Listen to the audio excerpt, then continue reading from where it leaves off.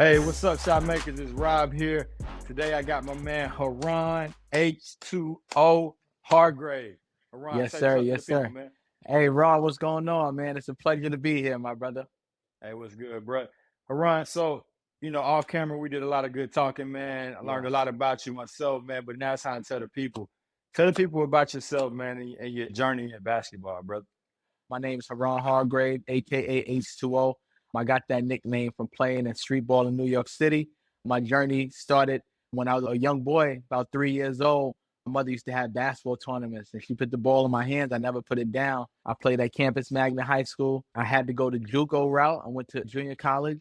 At Yeah. first, I went to Sullivan Community College. A lot of people don't remember that, but I went to Sullivan Community College. Then I went to Chafee in Rancho Cucamonga, California. That's Oh a wow. junior college out in California and Inland Empire. And then I went to Sacramento State, Division I school, where my senior year I led them in scoring. And Sacramento State was the only place that I played 2 consecutive years in. I only played one Yeah. year of high school basketball, still made it to Division I. I did the JUCO route. Yeah, I went to Sullivan, a Division III junior college, because I was gonna go to prep school after. I was in that era where everybody's going to prep school, and that fell through. And Yeah. my aunt was like, "You got to go somewhere." So I went to Sullivan Community College. I went there, killed it, all Yeah. conference, all region, all that stuff. And then I went to Chafee, and I went to Sacramento State, Big Sky Conference. And my senior year, I led us in scoring, man. Man, that's what's up, man. That in itself, man. Shot makers is about challenges, man. That's overcoming a challenge. What was your mindset during that time? Oh man, it's crazy times. But even before that, like I didn't say why I only played one year of high school basketball. The Yeah, reason why I played one year of high school basketball was back in the days, my junior high, like in New York, they had junior high schools that had the ninth grade. yeah, So I stayed for the ninth grade. So when I came into high school, I came in as a sophomore. yeah. So my sophomore year, I fractured my left wrist Oh wow. playing in like one of those AAU tournaments Uh-huh. before the season started. Fractured my left wrist, so that year's out the way. Then the following year, my junior year, I broke my left arm right That's before the crazy. season started, Yeah. and I only have my senior year. So a lot of people don't know that story about me, but so coming into my senior year, I lifted weights a little more, things of Yeah, that yeah, nature. yeah. And I got right. I made honorable mention all city. But again, my grades wasn't the best, but I only played one Oh year high man. school basketball, man. Man, you had everything on at stake. You had it all on the line that last year. Yeah, I could have easily quit, man. I could have Yeah, easily quit. That would have been the easiest thing to do. And even going to my mindset, like going to a Division III junior college, yeah, JUCO before, and then still making it to Division I. My mindset was like, yo, it's either all or nothing. I'm gonna put my all. I'm gonna put my best foot forward. I'm gonna work out 2 and 3 times a day. I definitely had a chip on my shoulder, especially even coming into my college that I came into very late. I wasn't supposed to be there, yeah. but me and my coach is still cool to this day. Coach Chad Beaton, shout out to him.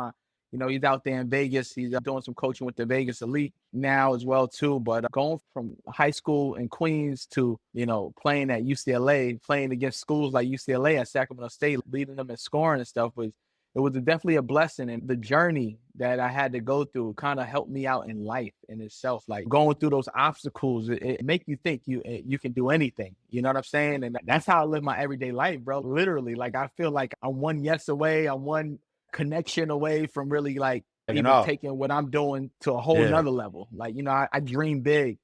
I dream yeah, big and I make things happen too. I'm a result driven person.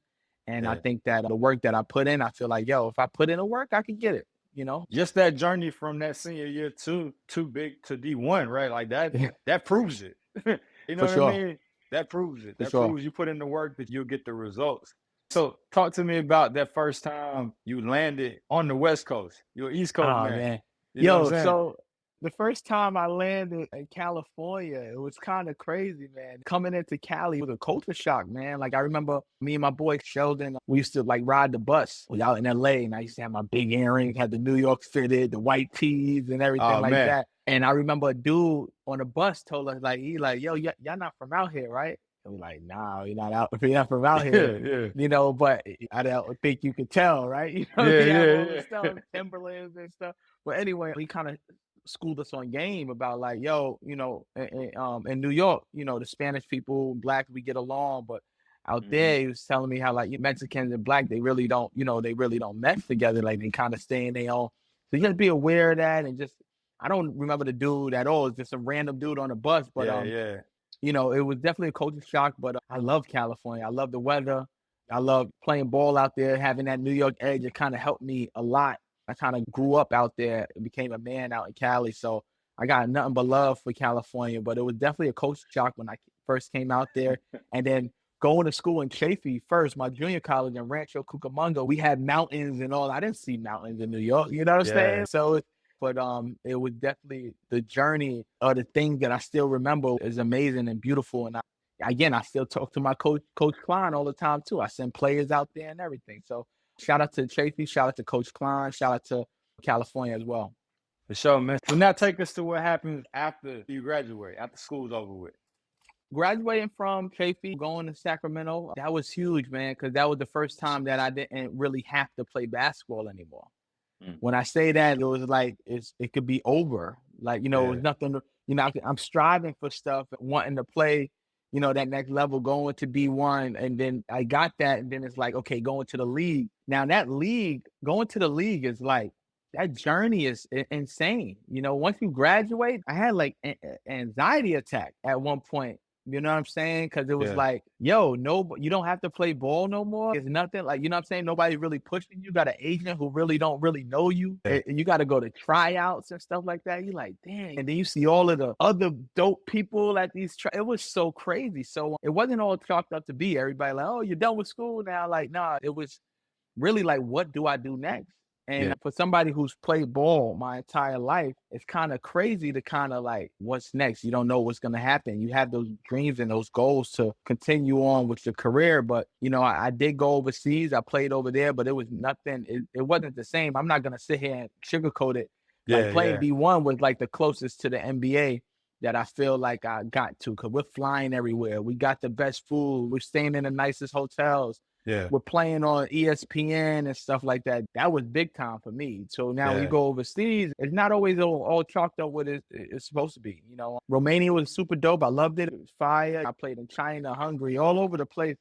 But that D1 life was super dope. And maybe I didn't get to the highest levels of that overseas life, but that people go to, but everybody doesn't get there as well too. A lot of NBA dropbacks go to there as well too. But it was scary to say the least. Like, Yeah. just being real, it was super dope that I continued to play ball, but it was like being recruited every year, to be honest with you. I don't know if people tell you that truth, but it's like Yeah, having different agents. And back in the days, I used to send out my own emails. I used to go on Eurobasket yeah. and kind of get all these emails and send them all out, send out my highlight tapes and everything, highlight film. And it was tough. It was tough. That's why I am the way I'm in. Even when I can help people and support people, I try as much as I can, because I wish I had another me in my corner sometimes. You understand? Oh, for sure, man. So, we talked briefly about ball up and that last leg of and one, man. And pivot us into that. Pivot us into that journey. So me playing, coming back home, finishing college and stuff like that, I used to go right back to school. I wouldn't really stay home too much. I didn't really play too much street ball.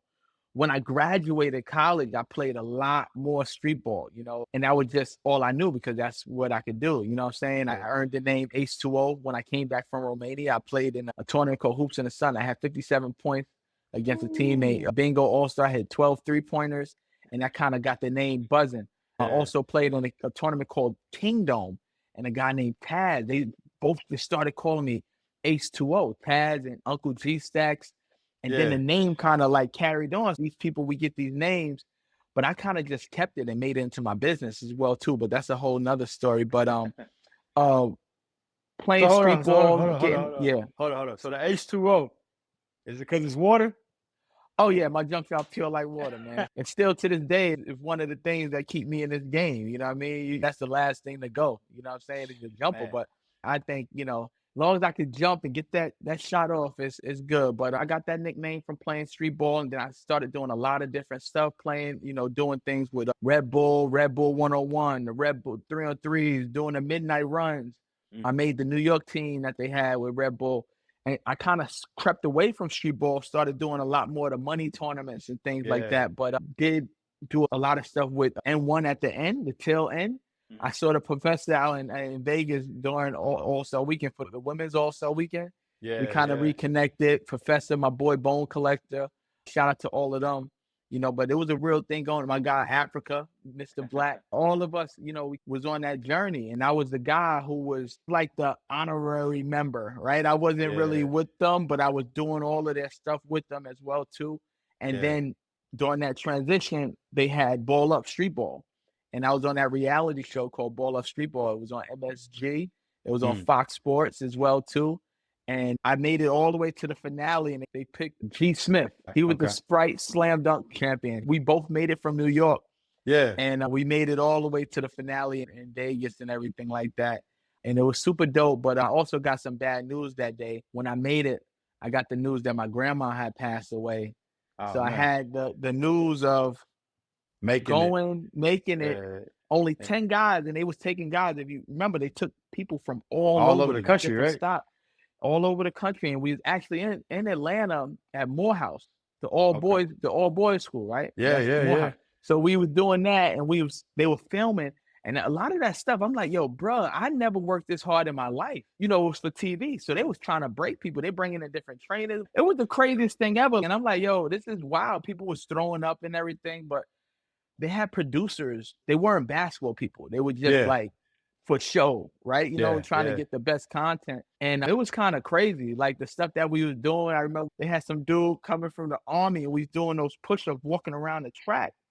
Yeah. And if you fell, then you have to start all like you on your hands, and your feet would be on somebody else's shoulders. And That now is I crazy. still think about it. I have like nightmares. And I was in tip top shape. So I didn't, I'm running, we doing all that stuff, but a lot of that stuff was for TV to try to break you down and stuff like that. A lot of people forget that the basketball reality shows was some of like the first reality shows. Oh, for sure. For Yeah. sure. It was crazy how that was. And it was super dope though. You kind of get into the production part of things. And Yeah. we were doing a lot of filming and stuff like that years later, but it was super dope, man. But yeah, that Ball Up, Street Ball, and M1, I was in there. H2O, a lot of people know. The game that I made it on, Skip to Malou was my coach, Rafer Yeah. Alston. And it was at City College in New York. And I hit 15 3-pointers. Wow. And you can look it up. It's on Yeah. film. And I remember professing my boy, but I remember watching it back. He was like, I know H2O could shoot, but can he really play with us? Like can he really Yeah, ball with yeah, them? yeah. And I'm like, I hope that's for show as well, too. Because it was like a no-brainer. They had to pick me. You know what I'm saying? Yeah, Because yeah. I wowed out. But I think that was all for show. But shout out to the professor, man.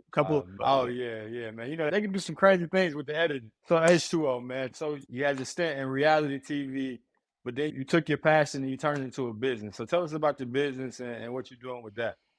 So I start out with H2O basketball, where I started coaching and training the youth. Not like I wasn't playing ball anymore. I still was playing ball, but I always have been doing stuff in my community. Me and my boy, Dave Buckner, we started this tournament called Queen's Day, where we gave out money to the winning team. We never put a team in it. And it was just something to give back to our community because of all the senseless acts of violence that was going on in Queens. And it was just tragedy all over the place. And when I came back from college, I wanted to do something positive. So we started Queen's Day, which is now Queen's Week. This is year 13 right now. Man, congratulations, man. And yeah, I appreciate that. We're going to do that September 9th and 10th. We're going to be doing that game. It's going to be super dope. We're giving out $5,000 to the winning team.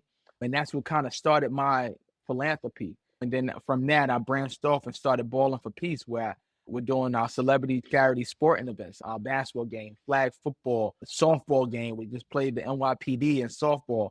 We got bowling. So again, the message of peace through sports, Balling for Peace. That's the nonprofit aspect of what I've been doing with my life. And this is going to be like my life journey now. I wouldn't have known that this would have been, but my mother has definitely installed these things into me. I'm just, kind of keeping the ball rolling, you know what I'm saying? Yeah. Keeping sports and keeping basketball in my presence and keeping that mindset of peace through sports and allowing people in our community to have more with it. And I always say the right yes can change everything. So we still looking for more investors, more supporters, more brand partnerships, more sponsorships, more grants. If we can still looking for great grant writers. But yeah, it's a blessing, man, to still keep this going. Our next event there is going to be September 27th and 28th. We do our high school basketball classic. Last year we had 32 teams. We look to expand that as well too. So it's super dope. We got the JV day, we got the varsity day, and we just want to give these guys the opportunity to have that college experience because some of these kids may never make it to college. You know what I Yeah. mean? So we want to give them the most exposure. We give out scholarships as well too. So that's what we on, man. And that's been my journey. That's super commendable, man. Salute to you for all of that, man. Being able to give through, number one, being able to give through your passion, being able to figure out ways, to help others, to inspire others through a game you love and then through other games, because sports brings us together, man. Thank you. So look, Shot Makers League, man, we have two new traditions. One tradition we've been doing since we started.